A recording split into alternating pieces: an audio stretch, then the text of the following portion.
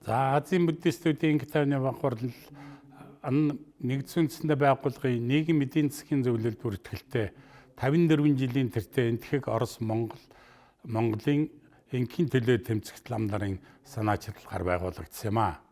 Энэ удаа нэгдсэн үндэсний байгууллагын хүний эрхийн 57 дугаар ээлжид чуулганы үеэр зохион байгуулагдаж буй хүний эрх бол соёлын өв сэдв уулзалтанд оролцогчдод баяр хүргэж хий алдамд та бүхэндээ хамгийн сайн сайхныг хүсэн өрөөж амжилтыг хүсэн өрөөё.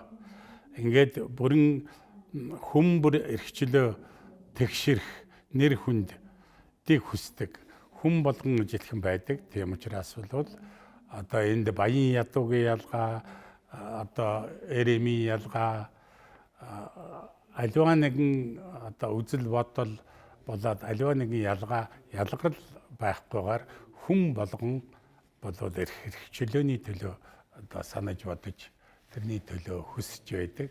Тийм учраас энэ Бурхны шишний зүгээс Бурхан Багшийн сургаал бол нийт хүн төрлөختөн нэг бол одоо авран хайрлах, тэгээ бивийн бусдын тусын тулд гэсэн сэтгэлийн үндсэн дээр бусдыг хайрлах үндсэн дээр байдаг. Энэ одоо хүний эрхийн талаар бол хамгийн дээд зэргийн одоо анхаарлыг тавьж бид Азийн буддистуудын Китааны бахварлын одоо үйл ажиллагаанд байнга хэрэгжүүлэхийг ингэж оролдож байдаг юм а.